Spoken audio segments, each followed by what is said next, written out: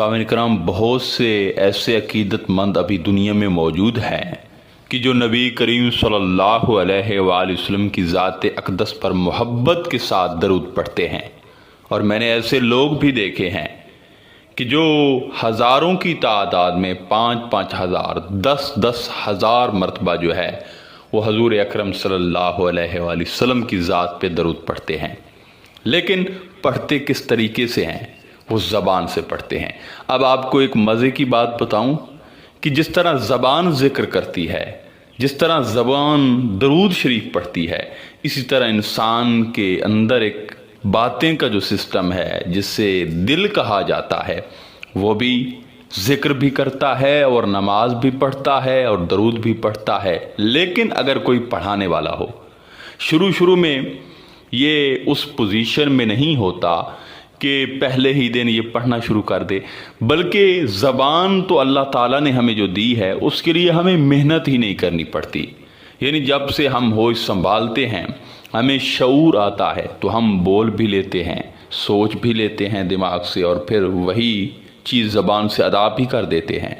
ذکر بھی کرتے ہیں، نماز بھی زبان سے پڑھتے ہیں۔ لیکن دل کو یہ سب چیزیں پڑھانے کے لیے ایک تربیت، ایک مجاہدہ، ایک ریاضت کی ضرورت ہوتی ہے۔ ریاضت کے بغیر یا اندر کے سسٹم کو بحال کیے بغیر دل کبھی بھی کوئی ذکر نہیں کرتا، اور جب دل ذکر کرنے لگ جاتا ہے یا درود شریف پڑھنے لگ جاتا ہے تو پھر انسان کی زندگی میں انقلاب برپا کر دیتا ہے۔ جس طرح ایک حدیث ہے کہ ایک مرتبہ حضور پاک صلی اللہ علیہ وآلہ وسلم حالت نیند میں تھے کہ جماعت کا وقت ہو گیا، اور صحابہ کرام حضور پاک صلی اللہ علیہ وآلہ وسلم کی ذات اقدس کے پاس پہنچے اور نماز کے لیے عرض کیا، تو آپ فوراً اٹھے اور نماز کے لیے آپ چلے گئے اور نماز ادا کروا دی۔ تو صحابہ نے عرض کیا، یا رسول اللہ، آج آپ نے وضو نہیں فرمایا؟ تو آپ صلی اللہ علیہ وآلہ وسلم نے ارشاد فرمایا کہ میں تمہاری مثل نہیں ہوں، میری آنکھیں سوتی ہیں لیکن میرا جو دل ہے وہ کبھی نہیں سوتا، دل میرا زندہ ہے۔ تو جس کا دل زندہ ہو جائے وہ کبھی سوتا نہیں، وہ کبھی مرتا نہیں، وہ قبر کی تہہ میں، قبر کی آخری تہہ خانہ میں چلا جائے، وہ مٹی میں چلا جائے، وہ وہاں سے بھی زندہ ہوتا ہے، وہ وہاں جا کر بھی ذکر کرتا ہے، درود جو ہے اسے ادا کر دیتا ہے۔ یہی تو دل کی صفت ہے کہ جو زندہ ہو جائے وہ کبھی مرتا نہیں ہے۔ تو دل جو ہے یہ درود شریف بھی پڑھتا ہے۔ تو سامعین کرام، اگر کسی کا دل درود شریف پڑھنے لگ جائے تو اس درود سے جو اس پر تبدیلیاں آئیں گی، جو اس پر نشانی آئیں گی، یعنی اب پتہ چلے گا کہ میرا دل پڑھ رہا ہے، تو وہ 3 میں آپ کی خدمت میں پیش کر دیتا ہوں۔ پہلی نشانی یہ ہے کہ جب دل درود شریف پڑھنے لگتا ہے تو پھر ہوتا کیا ہے کہ یہ دل ڈائریکٹ ہو جاتا ہے۔ ڈائریکٹ لفظ کو سمجھیے کہ پھر اس کو پڑھانے کی ضرورت نہیں ہوتی۔ انسان نیند میں ہوتا ہے اور وہ دل کی دھڑکنوں میں یہ محسوس کرتا ہے، اسے یہ فیل ہوتا ہے کہ کوئی اندر سے صدا آ رہی ہے، کوئی اندر سے آواز آ رہی ہے۔ ایون اس کے ہونٹ زبان تو بند ہوتے ہیں لیکن اسے محسوس ہوتا ہے خیالوں میں کہ آواز آ رہی ہوتی ہے۔ کون سی؟ اللہم صلی علی محمد وعلی آل محمد۔ اسے یہ آواز آتی ہے، اور یہ آواز کبھی کبھی وہ اس کو آبزرو کرتا ہے لیکن کبھی کبھی اسے محسوس نہیں ہوتا۔ لیکن جیسے جیسے اس کا دل عامل ہوتا چلا جاتا ہے تو پھر نیند سے ہٹ کے بھی انسان بعض اوقات کسی کام میں مصروف ہوتا ہے، ہاتھ سے وہ کام کر رہا ہوتا ہے، دماغ اس کا اس کام میں بیزی ہوتا ہے، لیکن اسے آوازیں آنا شروع ہو جاتی ہیں درود کی، کیونکہ اس کا دل جو ہے وہ زندہ ہو گیا، درود میں وہ کامل ہو گیا۔ تو یہ نشانی ہوتی ہے۔ دوسری چیز یہ ہے کہ جب دل درود شریف پڑھنے لگتا ہے تو دل سے حسد، بغض اور کینہ نکل جاتا ہے، کیونکہ جس دل میں حضور علیہ الصلوۃ والسلام کی محبت ہو، جس دل میں نبی کریم صلی اللہ علیہ وآلہ وسلم کا ذکر ہو، آپ کیسے سوچ سکتے ہیں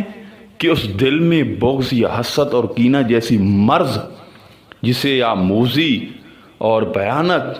اور خطرناک مرض کہہ سکتے ہیں،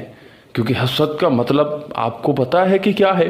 مثلا کسی کو اس نے کوئی نعمت دی ہے، تو اس نعمت پہ اگر انسان حسد کرتا ہے تو وہ انسان سے حسد نہیں کر رہا بلکہ رب سے کر رہا ہے، کیونکہ نعمت دینے والا تو رب ہے،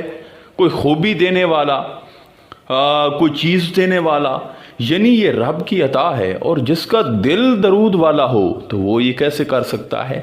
تو یہ ہوتا کیا ہے کہ اس کے دل سے آٹومیٹک یہ جو چیز ہے وہ ریموو ہو جاتی ہے، اور حسد کی بجائے، بغض و کینہ کی بجائے اس کے دل میں مخلوق کی محبت آ جاتی ہے، مخلوق کا فائدہ آ جاتا ہے، اور وہ دل ایسا بن جاتا ہے کہ اگر کوئی اسے تکلیف دے تو اسے بھی وہ دل جو ہے وہ گلے لگانے والا بن جاتا ہے۔ اس دل سے اعتراضات، نفرتیں ختم ہو جاتی ہیں، بلکہ مخلوق کو آپس میں ملانے کا ایک جذبہ جو ہے وہ اس کے اندر سے پروان چڑھنے لگ جاتا ہے، وہ جواں ہو جاتا ہے۔ تو یہ بڑی ایک نشانی ہے، بڑی اچیومنٹ ہے، خدا تعالیٰ ہر کو یہ نصیب فرمائے۔ تیسری جو چیز ہے کہ جب دل درود شریف پڑھنے لگ جاتا ہے تو تیسری جو اس میں تبدیلی آتی ہے دل میں، وہ یہ کہ دل سخی بن جاتا ہے۔ اسی لیے تو کہا گیا ہے کہ سخی جو ہوتا ہے وہ اللہ تعالیٰ کا دوست ہوتا ہے۔ وہ بزرگ حضرات کہتے ہیں کہ کنجوس عبادت گزار سے وہ سخی زیادہ بھاری اور عظیم ہے، جو عبادت تو نہیں کرتا لیکن سخاوت کرتا ہے، کیونکہ اس کی جو سخاوت ہوتی ہے وہ اس عبادت والے سے اسے افضل اور برتر بنا دیتی ہے کہ جو شوم ہو، جو کنجوس ہو۔ تو سخی جو ہے، آپ جتنے بھی اولیاء کرام دیکھیں تو وہ سب سخی تھے۔ امام حسین، امام علی مقام سخی تھا کہ جس نے رب کی راہ میں پورا گھر، پورا پریوار، سب کچھ نثار کر دیا، اور پھر بھی اللہ سے یہی التجا کی کہ اگر کوئی میرا اور بیٹا ہوتا، میرے پاس کوئی اور نعمت آپ کی طرف سے دی گئی ہوتی تو میں وہ بھی جو ہے وہ تیرے راہ میں قربان کر دیتا، اور آخر میں خود بھی اللہ کی راہ میں قربان ہو گئے۔ تو سخاوت یہ ہوتی ہے، سمجھ آئی بات کی؟ اور سخی کا مطلب بھی سمجھ لیں۔ سخی یہ ضروری نہیں ہوتا کہ آپ تب بنیں گے کہ جب آپ کے پاس کروڑوں روپے ہوں گے، نہیں۔ سخی کا مطلب کہ جو اللہ نے آپ کو نعمت دی ہے، اگر آپ اس نعمت کو بانٹتے ہیں، مثال کے طور پر آپ کے پاس علم ہے تو آپ اس علم کو تقسیم کرتے ہیں، مخلوق خدا میں بانٹتے ہیں، لوگوں کی جہالت کو جو ہے وہ روشنیوں میں بدل دیتے ہیں، تو آپ بڑے سخی ہیں۔ اگر آپ کے پاس مال ہے تو اپنے مال سے آپ غریب کی مدد کرتے ہیں، تو آپ سخی ہیں۔